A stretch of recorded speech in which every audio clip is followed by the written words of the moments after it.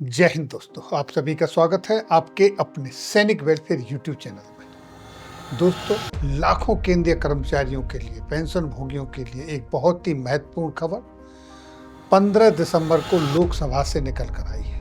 लोकसभा में old pension scheme NPS और UPS के ऊपर बहुत ही महत्वपूर्ण सवाल पूछे गए। उनके सवालों के जवाब क्या मिले, वो आइए देखते हैं इस वीडियो के माध्यम से।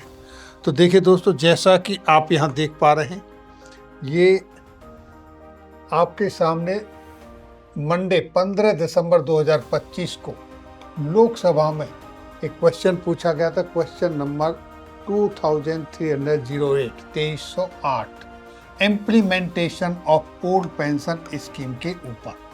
और क्वेश्चन जो पूछा था, वो क्वेश्चन पूछा था माननीय श्री अंटो एंटोनी जी ने, श्री अमरा राम जी ने और श्री उत्कर्ष वर्मा माधुर जी और श्री इमरान मसूद जी, यानी चारों माननीयों ने एक क्वेश्चन पूछा वित्त मंत्रालय से ओल्ड पेंशन स्कीम इम्प्लीमेंटेशन होने के संदर्भ में। ये उसका लेटर है और ये है उसका हिंदी वर्जन। आप देख रहे हैं, वित्त मंत्रालय लोकसभा पुरानी पेंशन योजना का कार्यक्रम, उसके संदर्भ में पहला सवाल था वित्त मंत्रालय से, क्या सरकार अपने कर्मचारियों के लिए राष्ट्रीय पेंशन स्कीम एनपीएस और एकीकृत पेंशन स्कीम यूपीएस को समाप्त करके पुरानी पेंशन स्कीम ओपीएस को कार्यान्वित करने पर विचार कर रही है, और यदि हाँ तो इसकी समय सीमा क्या है, और यदि नहीं तो इसके कारण क्या है, इसका ब्यौरा क्या है।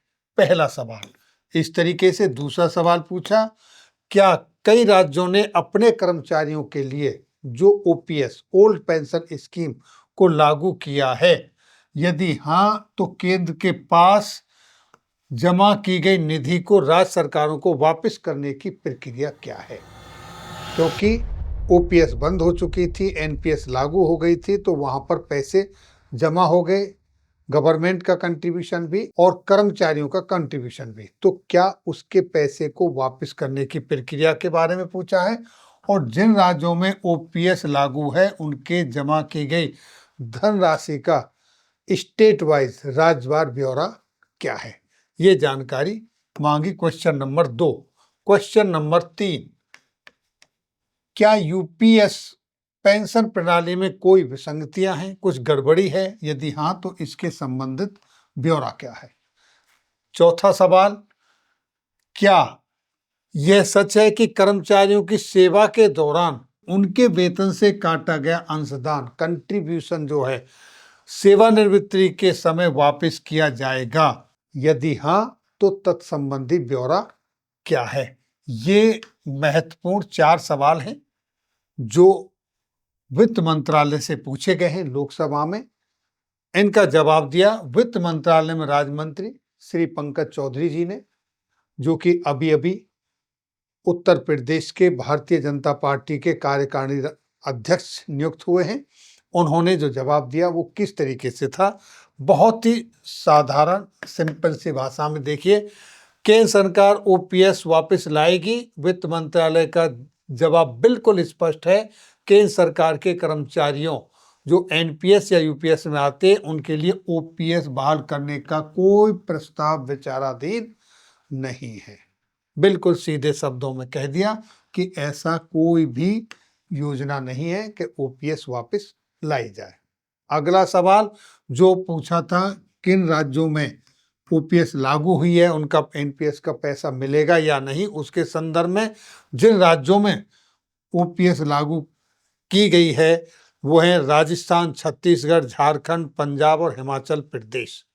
तो इसमें पैसा वापसी का जो मुद्दा है उसके संबंध में बताया, पीएफआरडीए एक्ट 2013 यानी pension fund regulatory development authority act जो इसको मेंटेन करता है उसमें, और एनपीएस एग्जिट और विड्रॉल जो रेगुलेशन 2015 है, इनमें कोई भी नियम ऐसा नहीं है कि जिससे पैसा को वापस जमा किया जाए।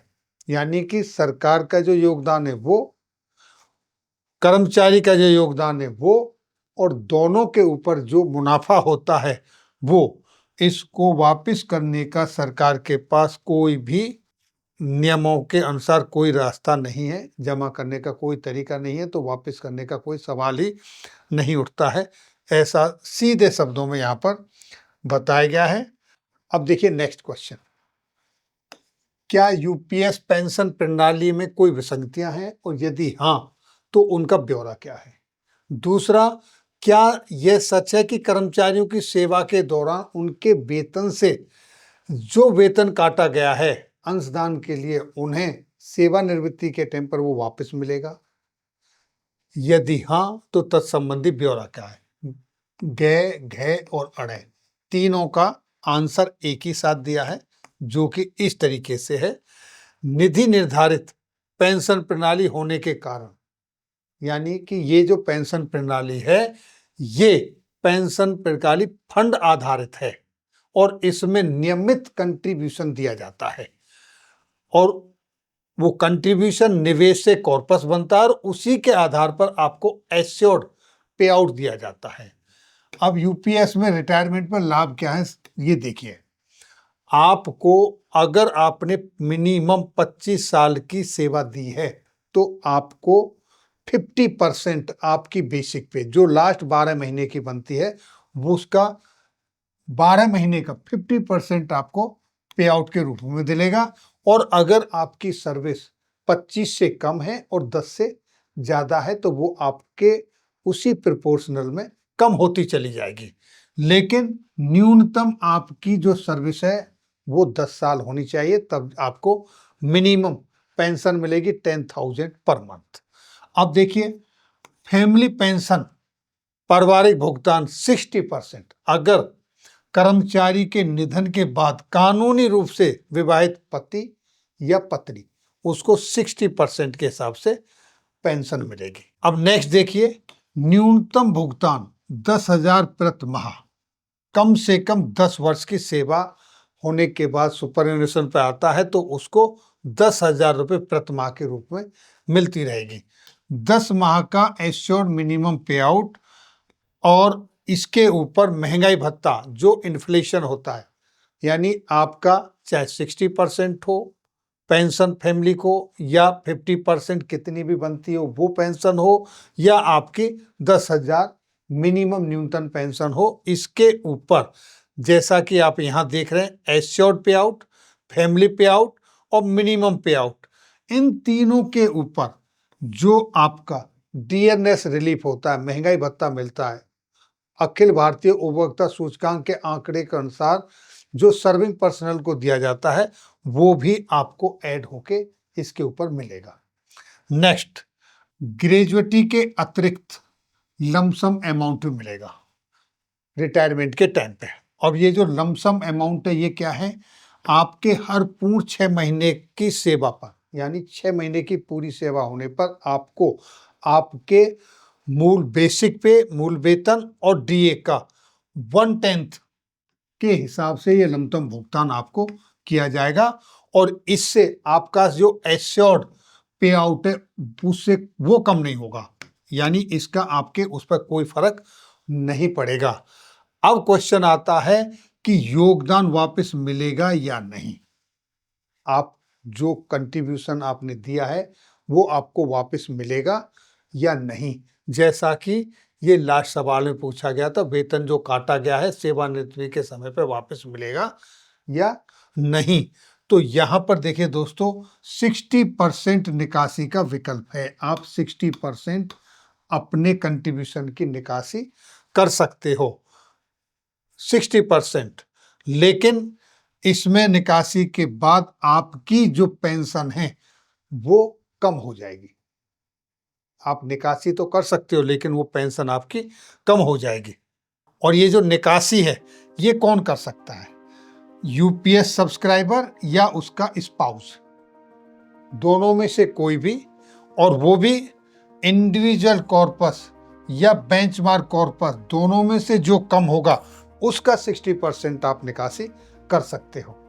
लेकिन इसके निकासी करने से होगा क्या, सीधी सी भाषा में पैसा निकालने में आपकी पेंशन घट जाएगी। यानी पैसा तो आप ही का है, उसी से आपको पेंशन मिल रही है, अगर आप वो निकालेंगे तो आपकी पेंशन कम हो जाएगी। ये स्पष्ट शब्दों में लिखा है। तो यहाँ ये चीज़ साफ हो गई कि सरकार का ओपीएस लागू करने का कोई इरादा नहीं है। दूसरा, एनपीएस में जो आपका पैसा कटा है, सरकार का जो कंट्रीब्यूशन है, जिन राज्यों में ओपीएस लागू की है वहाँ से उनका पैसे वापस करने का भी कोई प्रोविज़न नहीं है। तीसरा, यूपीएस में जो आपका पैसा कट रहा है उसकी निकासी का 60% तक आप वापस ले सकते हो, लेकिन उसके लेने के बाद आपकी पेंशन घट जाएगी, कम हो जाएगी। तो दोस्तों, ये जानकारी निकल कर आई है लोकसभा से, जहां पर ये सवाल पूछा गया था माननीयों द्वारा पुरानी पेंशन बहाली के संदर्भ में। फिर मिलेंगे आपके वेलफेयर से जुड़ी किसी अन्य जानकारी के साथ अगली वीडियो में। तब तक के लिए जय हिंद, जय भारत।